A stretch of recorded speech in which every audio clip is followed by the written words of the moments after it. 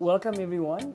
Special welcome to Dr. Shanaaz Hussain, who co hosts this event with me, and it's been a lovely journey thus far. And as you know, it's our event is entitled My Life, My Business, and Wish I Was Here. And as usual, it's all about how engaged we are, how present we are on this journey of achieving our objectives, living our purpose. But the two outcomes is having the joy of just waking up every morning and being so energized to want to do the kinds of things that you've planned to do, to engage with your daily lives in a way that at the end of it all makes you feel like you've made a contribution, you've made a positive contribution, and you've making the progress towards the things that you want to achieve. And then obviously celebrating success along the way. So without further ado, I want to just welcome Shanaaz, and she's going to be delivering the topic today. And as usual, I am burning with curiosity. Shanaaz, over to you. Hi, Jacques. Thank you very much. And thank you, everyone. The last time I spoke, I was looking at these quotes which and motivations in order to get you to your dream, in order, what you require to get you to your dream.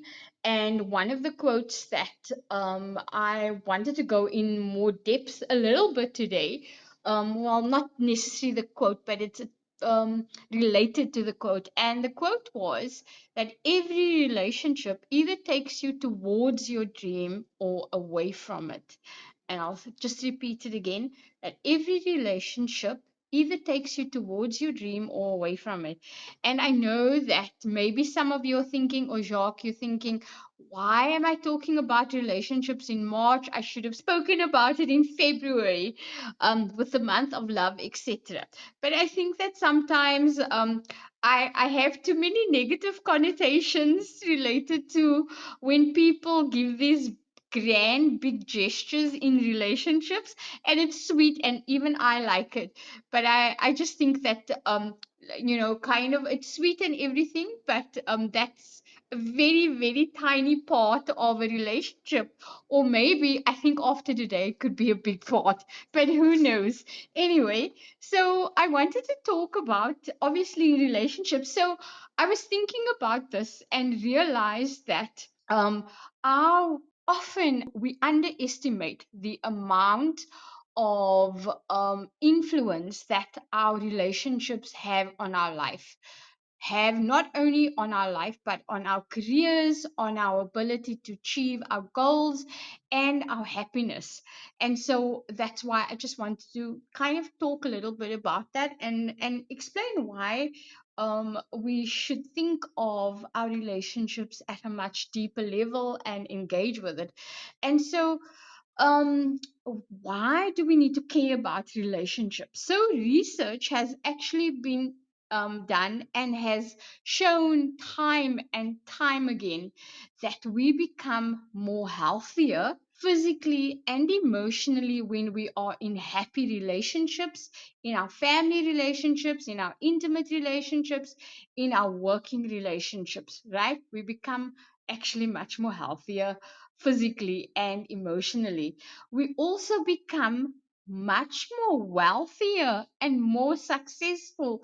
So good relationships all around fuels success.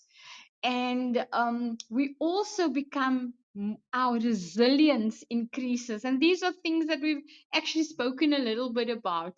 Also, very interestingly, or not surprisingly, when we have happy and good relationships in our life, we are faster able to recover from illness. Then we also have greater longevity. There's been so much research that indicates that we live longer even when we are engaging in healthy relationships and good relationships all around. Another interesting point to note is that when we have healthy and good relationships, we are also more likely to raise successful children. And I mean, I think that those are absolutely fantastic reasons to really think a little bit deeper about our relationships. So one of the people that I absolutely go to in about relationships is this psychologist and therapist, and his name is it's Steve Gottman, right? So and they've done, so I'm going to talk a little bit about the research. There's also the Gottman Institute. They're based in the States, but their work has absolutely gained so much recognition, just in terms of the really good relationships, or the good relationship advice and programs and research that has been done on the relationships. And in fact, they actually a couple themselves, so literally in practice as well. So I just wanted to talk to you just a little bit about some of the initial research, which has just meant that a lot of the research coming after this is, a lot of it is based on this and really valuable, and I think actually important for us to know about. So they did a study on about over 300 couples, a range of ages, race, etc. And they followed these relationships for about 20 years. They also replicated the study, these results that they got about 6 times. So that is, in terms of research terms, this is like really good research, valuable and reliable.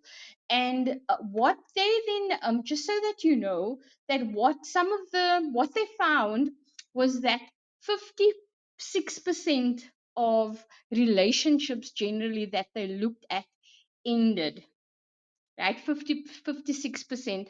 So if whether you want to look at statistics in South Africa in terms of long-term relationships, the results are fairly similar.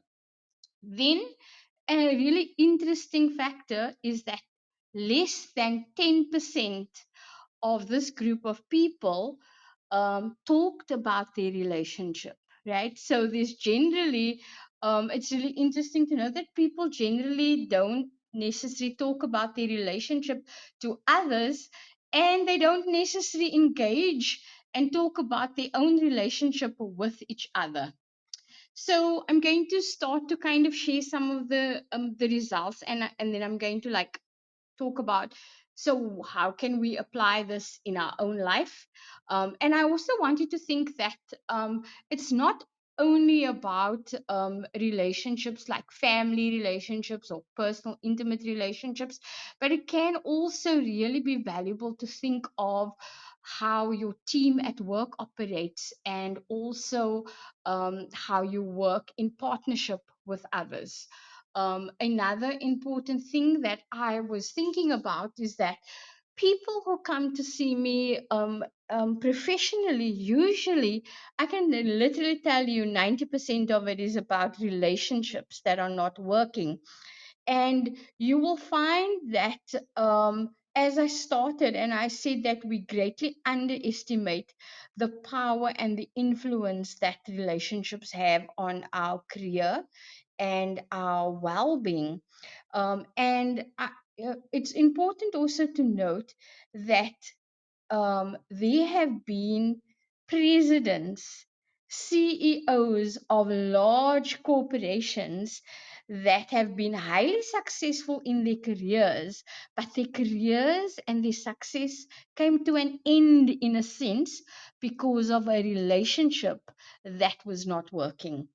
And I mean, the lots of celebrities, and we don't even have to go, we don't even have to look far, but you actually find that this is an area we can look at famous people, or we can look at, just open the newspaper, and you see how highly successful people have not been able to kind of manage and develop healthy relationships, and that it's the relationships that often creates the barriers to them really enjoying their life and their success. That sometimes these relationships actually have a bad influence on, or have a negative influence on their life in general. And because I'm quite passionate about gender based violence, you also note that violence in relationships has particularly a negative effect on women's overall health and well-being, but also wealth. um, because what you actually find is that young women don't continue their education. um, it also has a big influence, you will not believe it, on our economy, because many people stay out of work due to being in relationships that are not helping them, or relationships that are either violent or doesn't support their well-being and their career. So I think we underestimate it in general. So some of the results that I just was amazed by some of these results.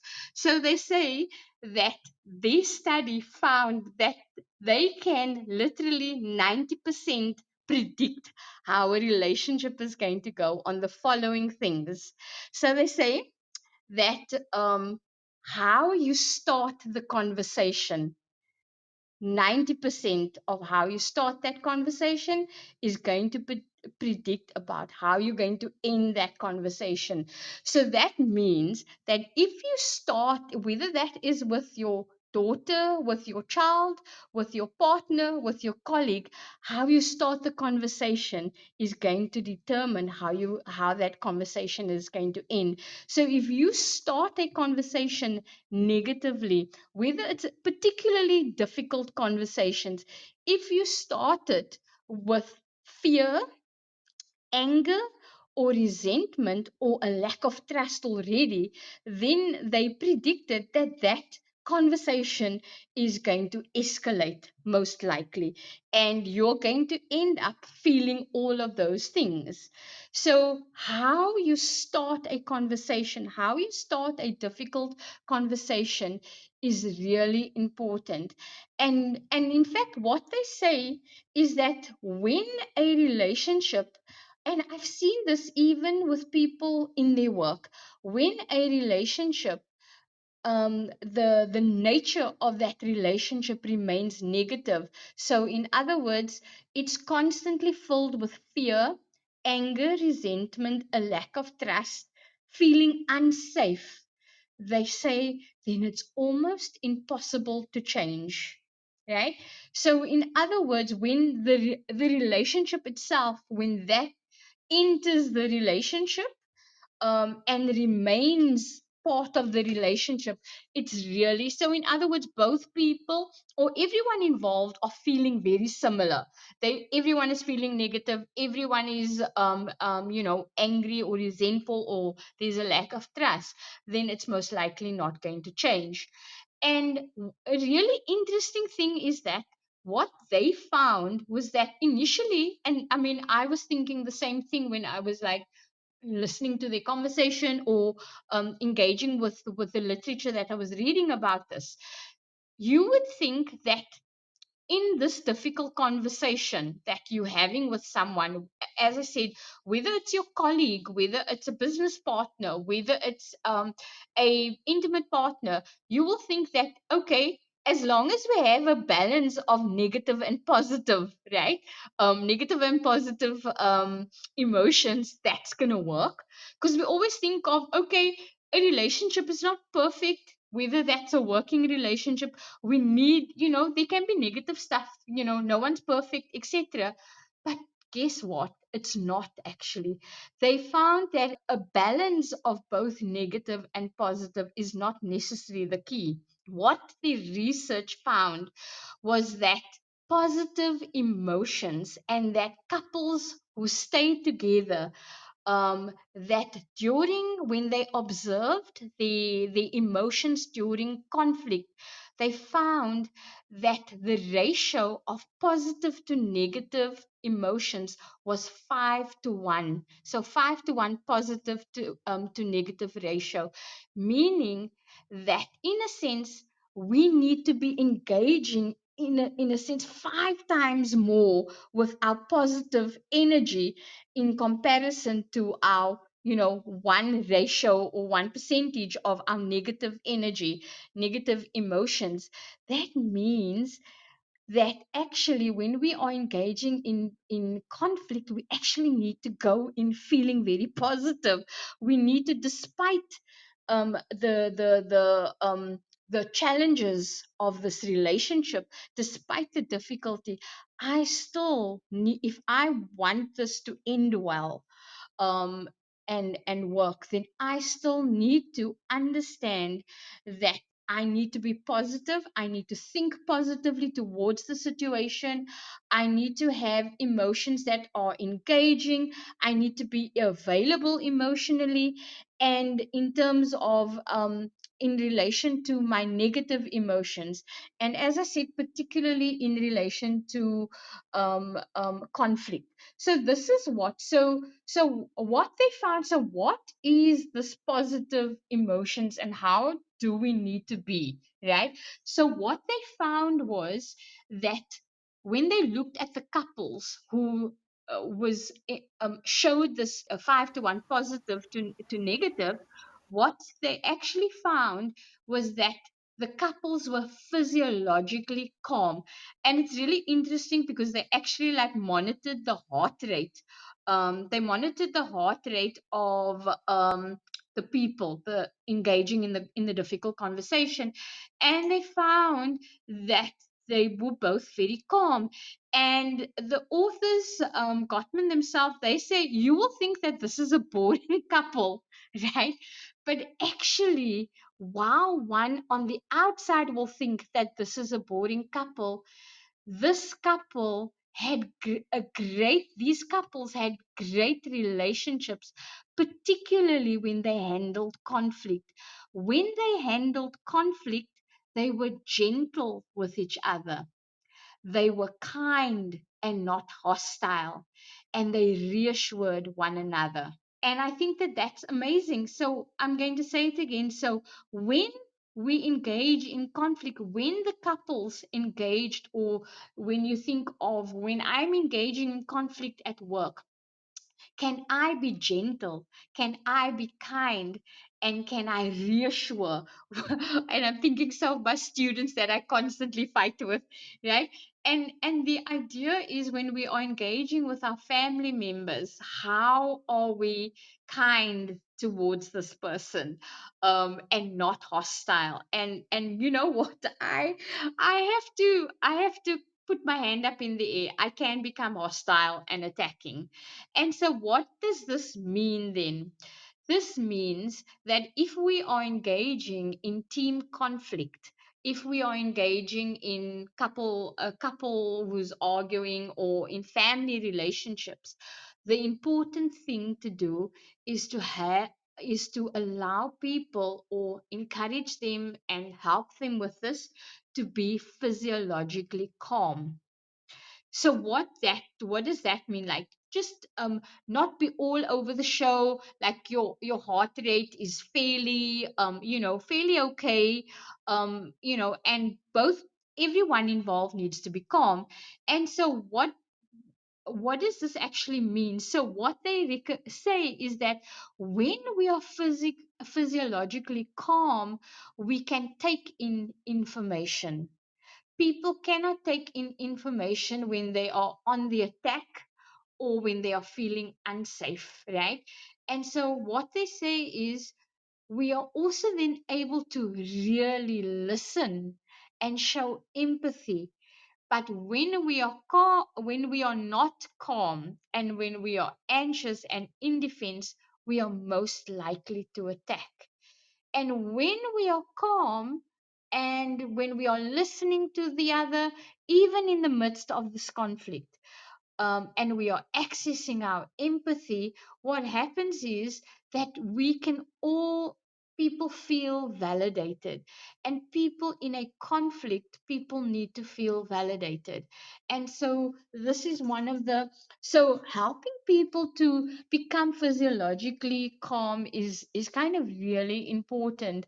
And whether that's the person that you're engaging in the conflict with, or even the team, I think in the stage. Then another thing that was important is around trust. And I know that we've occasionally spoken about trust, and what they say is that trust, when there is trust, and they explain what kind of trust, what mutual trust is for them, and in this research, so they said firstly that trust leads to good communication and close connections or intimacy.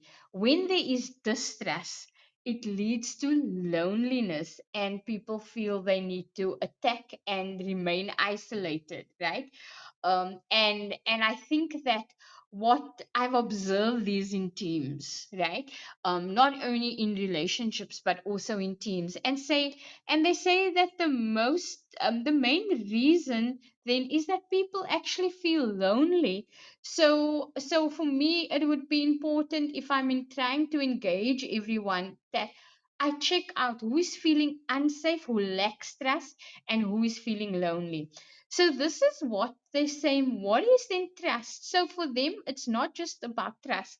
They talk about mutual trust. And for them, the Gottmans, what mutual trust is when both partners maximize benefits for both partners. So I'm going to repeat it again. For mutual trust, both partners must maximize benefits for both partners. What this means is that, can I keep my child in my head and say, oh, so I'm going to use my niece and my sister as an example.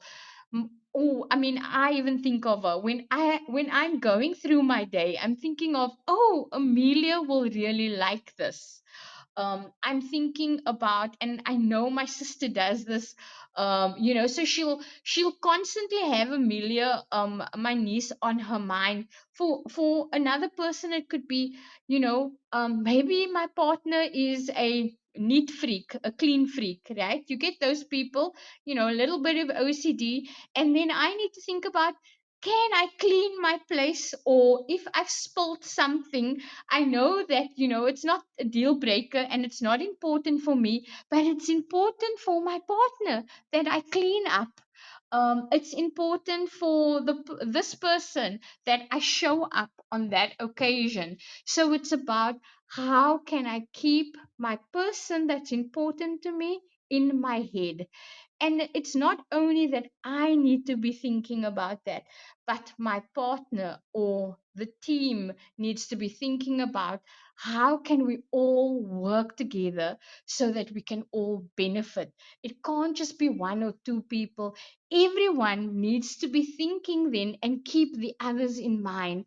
And when there are only one or two people keeping the team in mind in that way, then it's going to be difficult to form trust again and to really benefit from those relationships. And I can literally see this um, in relationships and teams, that when everybody is looking out for each other and keeping the other in mind, you can actually see how trust and good relationships are formed. Then commitment is then the other thing, and they say that commitment is the turning point. And what they mean by the turning point is that they say that a situation, um, you will know the commitment when a situation is bad, or the person is being negative and attacking, right?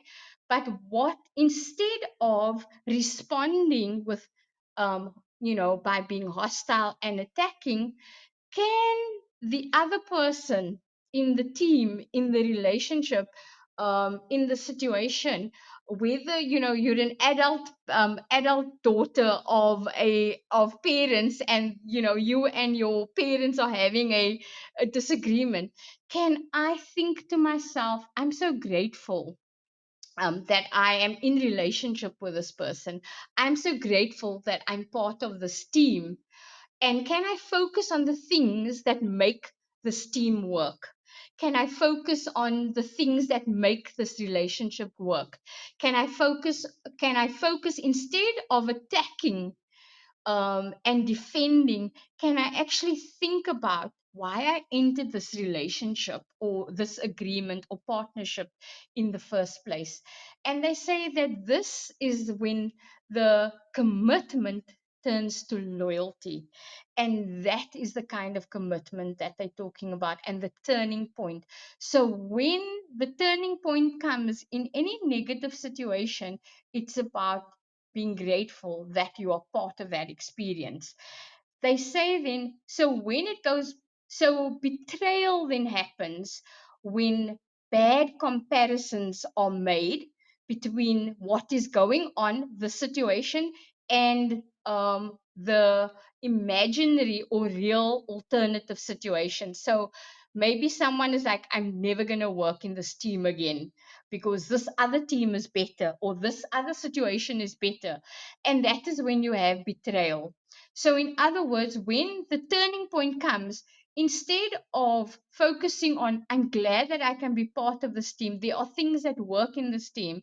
So, instead of focusing on what they are grateful for and on focusing on the positive, the person turns around and imagines better alternatives elsewhere.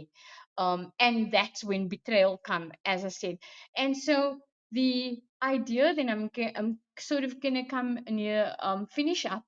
So the idea is that physical calm, mutual trust, and commitment can can predict 90% of where the relationship is going to go. And I said, and it's when both people have, or when the entire team have positive feelings, even though we're having a difficult conversation, that is when things can really grow and develop. And it's also helpful, they suggest, even though people can have some negative emotions and positive emotions, but the problem absolutely sets in when all the parties are both negative. And that's when it can predict the ending of an agreement, the ending of a relationship, or the ending of a group of people who work together well.